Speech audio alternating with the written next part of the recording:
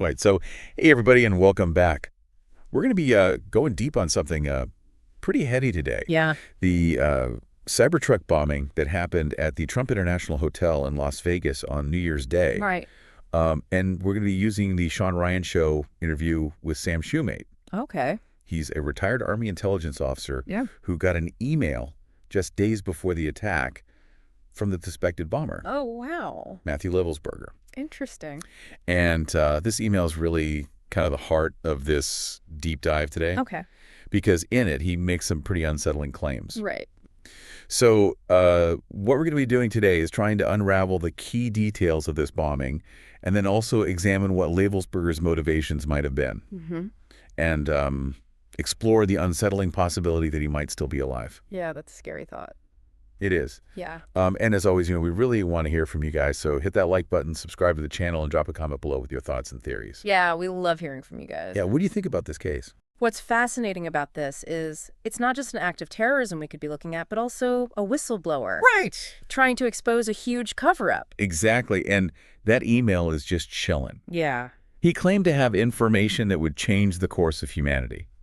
I mean, can you imagine getting an email like that? That's got to grab your attention. Yeah. For sure. And he doesn't hold back on the details. No, he doesn't. Levelsberger alleges involvement in a cover-up of war crimes that were committed during airstrikes in Afghanistan back in 2019. Mm-hmm. He specifically points to Nimroz province, claiming that hundreds of civilians were killed even after U.S. forces had eyes on them. Wow. During initial surveillance. That's crazy. I know. And he even named specific high-ranking individuals, although their names are redacted in the email. Yeah, and that's where things start to get really interesting, I think. Right. Because, while Shoemate was initially skeptical of all of this, there actually is a 2019 UN report on civilian casualties from U.S. airstrikes in Afghanistan. And it kind of aligns with what Levelsberger was saying.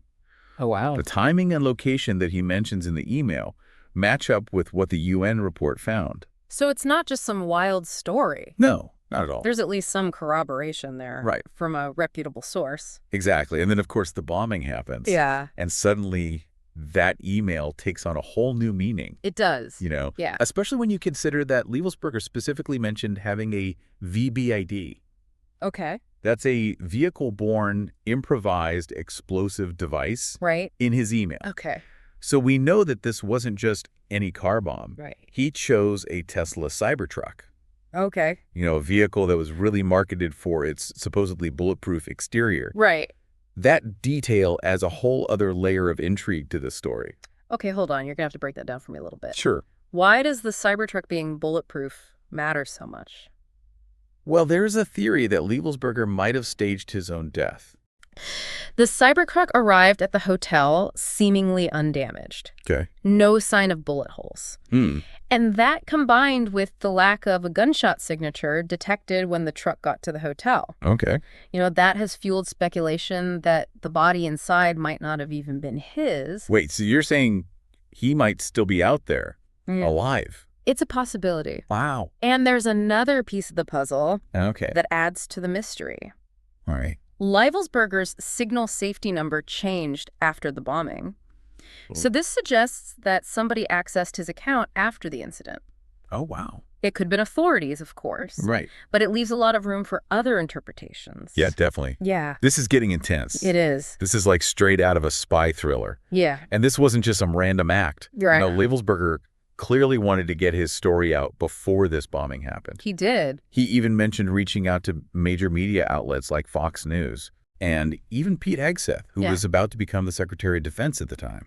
That's right. And he contacted them in a very specific order. Right. First going to media and then escalating it up to high-ranking officials. Okay. It's a very methodical approach. It is. It makes you wonder what exactly his goal was with all of this. Yeah. Was it just to expose the alleged war crimes, or did he have something bigger in mind? Right. And why target the Trump International Hotel? Yeah. Was there some symbolic meaning behind that choice? Right. Or was he just aiming for maximum media attention to amplify his message? Could be. It's a question that really makes you think. It does. And while we're speculating, we have to acknowledge the frustration that a lot of whistleblowers experience when they feel ignored. Right. It's not a stretch to think that Levelsberger, facing what he believed to be a potential global conflict stemming from all these covered-up events, he might resort to something drastic. Yeah. That's a really good point. Before we go any further, though, we do want to encourage you all to hit that like button, subscribe to our channel, and leave a comment below. Please. We love hearing your thoughts and theories on these cases. Yeah. What do you think Levelsberger was trying to achieve? Absolutely. The more people we can get engaged in this conversation, the better. Okay, so we've got this Cybertruck bombing in Las Vegas. Right. But there was also another attack that happened on the same day in New Orleans. Yeah. And naturally, people have tried to connect those two events. Sure. But based on what we know so far, those links seem pretty weak. Yeah, I would agree. Yeah. The New Orleans attack involved a former staff sergeant who had been out of active duty since 2015. Okay. And was radicalized much later. There's no evidence of any prior connection to Levelsberger or the special operations community. Right. It seems more like an unfortunate coincidence that they happened on the same day than anything else. Yeah. Adding to the unsettling feeling of the whole situation. Yeah, I agree. Now, there's another detail from the interview that we need to discuss, and that is these invisible bombs. Yeah, this is where things get really alarming. It is. Apparently, certain groups have developed bombs that can bypass metal detectors and other security measures, making them virtually undetectable. Wow. The implications are pretty frightening. Yeah. Stadiums, airports. Yeah, any crowded place could be a target. Right. And it gets even scarier. Yeah. There are reports that these bombs are becoming even more advanced. That's a chilling thought. It is. And this threat, coupled with the possibility that Levelsberger is still out there, that paints a very disturbing picture. It does. It's a stark reminder of the challenges we face in the world today. Yeah. But it's also a call to action. Okay. We can't afford to be complacent about this. Right. We need to demand accountability from our leaders and work together to address these threats. Yeah. And, that's one of the reasons why we do this deep dive. Is to empower you guys with knowledge and to encourage critical thinking. Absolutely.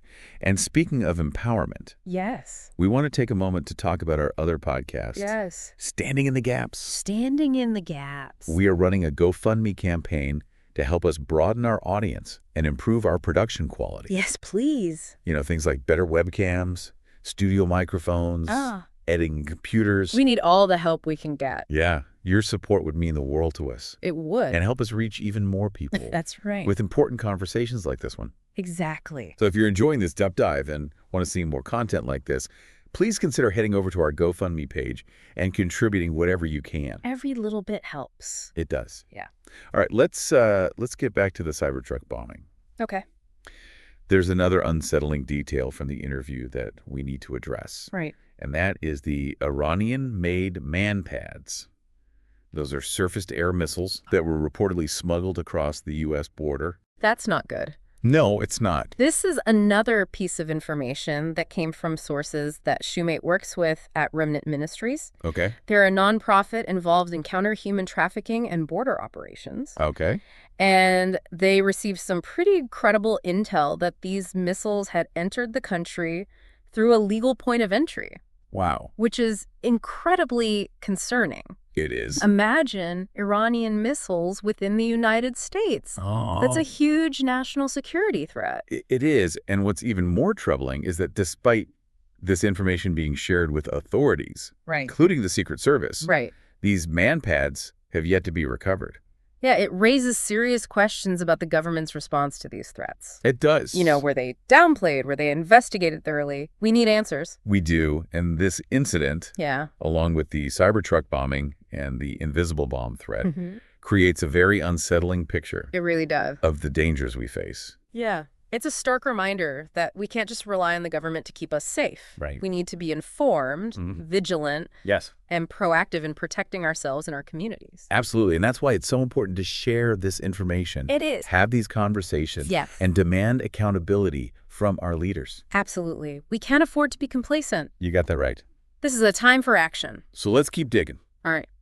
What else did Shoemate reveal about the Cybertruck bombing and its potential connection to a larger web of intrigue. One of the most perplexing things about this whole case is the lack of a clear motive for the Cybertruck bombing. Yep. Why did Leibelsberger choose that specific target? Right. Was it symbolic? A desperate plea for attention? Yeah. Or was there like a more calculated strategy at play? It's hard to say. It's like we have this puzzle with these major pieces missing. And the fact that Leibelsberger was so insistent on getting his message out before the bombing even happened makes it even more confusing. It does. What was the rush? What was he trying to achieve? If we look at his email and his attempts to contact those media figures and officials, it seems like he was really driven by this need to expose what he believed to be the truth about the alleged war crimes and this advanced drone program. Right. He seemed convinced that this information was crucial to preventing a global conflict. So he saw himself as this whistleblower with a ticking doomsday clock. Yeah, it seems that way. And the way he went about it, potentially staging his own death, choosing such a high-profile target. Right. It points to someone who was not only disturbed, but also incredibly calculated. Exactly. It's a fascinating psychological profile. It is. A man driven to extreme measures by a sense of moral obligation and a deep distrust of authority. Yeah. He felt ignored, silenced, and ultimately trapped. Which brings up another important question. How did the government fail him? Right. If his claims about the 2019 airstrikes are true, Yeah. why wasn't there a proper investigation? Yeah. Why were these alleged war crimes covered up? Those are questions that deserve answers. Yeah. This incident should serve as a wake-up call for greater transparency and accountability within our government. Right. Whistleblowers should be protected, Yes. not silenced, and their claims should be investigated thoroughly, no matter how uncomfortable the truth may be. You know, when you think about the possible connection to this advanced drone program, Yeah. it's hard not to feel uneasy. Yeah, it is. If these gravitic propulsion systems actually exist, Right. it completely changes the game when it comes to warfare. It would be a technological leap Yeah, with huge implications for global security. absolutely. Imagine the power of a drone with unlimited payload capacity and practically undetectable stealth capabilities. It's both fascinating and terrifying at the same time. It is. Sounds like something straight out of a sci-fi movie. I know, right? But the fact that Leibelsberger, a highly trained special forces operator, All right. was so concerned about this technology Yeah, speaks volumes. it does. He knew the potential dangers firsthand. And let's not forget about the Iranian missiles and the invisible bombs we talked about earlier. Right. These are very real threats that we can't just brush aside. It's a sobering reminder of the complex and dangerous world we live in, It is. but it's also a call to action. It is. We can't just sit back and watch. Yeah. We need to be engaged, stay informed, Yeah. and demand better from our leaders. Absolutely. Knowledge is power. Yes. And that's what this deep dive is all about, Right. giving you guys the information you need to make sense of the world around you. So keep those questions coming, keep those comments rolling in, Right. and let's keep this conversation going. Couldn't agree more. And if you want to support us in bringing you more thought-provoking content like this, Yeah. consider checking out our Standing in the Gaps GoFundMe page. Your contributions help us reach a wider audience and upgrade our equipment so we can keep the quality high. We really appreciate any support you can give. Now back to the Cybertruck bombing. There's one detail from the interview that really caught my attention. Okay. Shoemate mentions this group of people who are briefing various government officials about the escalating threats we've been discussing. That is intriguing, isn't it? It is. It suggests there are individuals within the government who are taking these threats seriously Yeah. and trying to prepare for potential attacks. But it also raises questions about why this information isn't being shared more widely. Right. Why the secrecy? Yeah. Is it to avoid causing panic, or is there something else going on? It's hard to say for sure, Yeah. but it highlights that tension between national security and the public's right to know. Yeah. Where do we draw the line? Right. How much information is too much? It's a tough balance to strike. It is.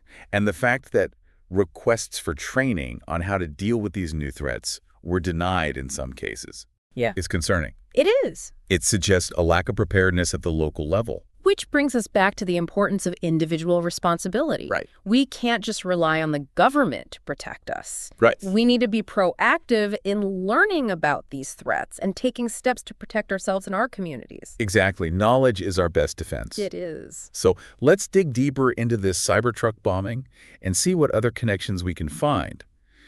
What did Shoemate have to say about the bomber's background and motivations? Okay. Were there any clues that could help us understand his actions? This is where things get even more interesting. Okay. Shoemate shared some insights from conversations he had with people who knew Levelsberger personally, including his former team leader and his ex-girlfriend. Oh, wow. These first-hand accounts give us a glimpse into his character and mental state. Okay, so what did they have to say? All right. Was there anything that indicated he was capable of something like this? Well, his former team leader, who is now a lieutenant colonel, described Levelsberger as a competent and well-respected soldier. Okay. There were no red flags, no signs of mental health issues or extremist views. So what changed? What could have pushed him to this point? That's the million-dollar question. Yeah. And his ex-girlfriend's social media posts add another layer of complexity. Okay. They paint a picture of a man who was proud of his military service and seemed content with his life. Okay. But there's also this undercurrent of frustration with the government and a sense of disillusionment with the way things are run. Like he was wrestling with these internal conflicts. Yeah. A deep sense of patriotism clashing with a growing distrust of authority. Right. And the alleged war crimes in Afghanistan seem to have been a turning point for him. It seems so. It's as if he couldn't reconcile his loyalty to his country with the knowledge of what had happened. Right. It shattered his worldview and left him feeling betrayed and powerless. And that sense of powerlessness can be a powerful motivator. It can drive people to desperate measures, especially when they feel like they have no other options. Right. It's like he felt he had to take matters into his own hands to expose the truth, even if it meant sacrificing everything. It's a tragic story no matter how you look at it. Yeah. A man driven to extremes by a system that failed him. And it raises important questions about how we handle whistleblowers, how we address war crimes, and how we protect national security without sacrificing our values. It's a lot to unpack, and we're not going to find all the answers in one episode. No, we're not. But hopefully this deep dive has given you some food for thought. I hope so. And encouraged you to explore these issues further. Remember, critical thinking is essential in a world overflowing with information. Yes, it is. Don't just accept what you hear at face value. Right. Question, research, and form your own conclusions. Exactly. And don't be afraid to challenge the status quo. Please don't. Speak up, demand accountability, and work towards a better future. That's what Standing in the Gaps is all about. We believe that even small actions can make a big difference. They can. So keep those comments coming, share this episode with your friends, and let's keep this conversation going. Now let's circle back to something we touched on earlier, that alarming lack of preparedness in the face of these new threats. Right. Shoemate mentioned that some law enforcement agencies had their requests for training on how to handle situations like the New Orleans attack. Yeah. That's a huge red flag to me. It is concerning. Yeah. It suggests a disconnect between the intelligence community and those on the front lines who are responsible for keeping our communities safe. Right. This case really underscores the need for better communication coordination and resource allocation. It's not enough to just gather intel. We need to make sure that information is getting to the right people. Yes, we do. And that they have the training and resources to act on it effectively. Absolutely. And this is where community involvement becomes crucial. It is. We need to be proactive in demanding better preparedness from our local leaders, ask questions, attend town hall meetings, and make your voices heard. Absolutely. It's about holding them accountable and making sure they're taking the necessary steps to protect our communities. Right. You know, it's easy to feel overwhelmed by all of this, the Cybertruck bombing, the Iranian missiles, the invisible bombs. It can feel like we're living in some kind of dystopian novel. It can. But we can't give in to fear. No, we can't. We need to stay informed, stay vigilant, and most importantly, stay engaged. I couldn't agree more. Complacency is our biggest enemy. Right. We need to be active participants in shaping our future, not passive bystanders. Yeah. That starts with having these conversations, sharing information, and supporting initiatives like Standing in the Gaps that are dedicated to promoting awareness and critical thinking. This deep dive into the Cybertruck bombing has taken us down a dark path. It has. It's exposed uncomfortable truths, raised unsettling questions, and challenged us to confront complex issues of national security, terrorism, and the power of information. It's true. But it's also reminded us of the importance of courage, resilience, and that unwavering belief in our ability to create a better future. Absolutely. Let's carry those lessons with us as we move forward. Stay curious, stay informed, and never stop questioning. And never underestimate the power of a single voice together. We can make a difference. That's a wrap on this deep dive. We hope you found it insightful, thought-provoking, and maybe even a little bit empowering. Until next time, stay vigilant, stay engaged, and keep those minds sharp.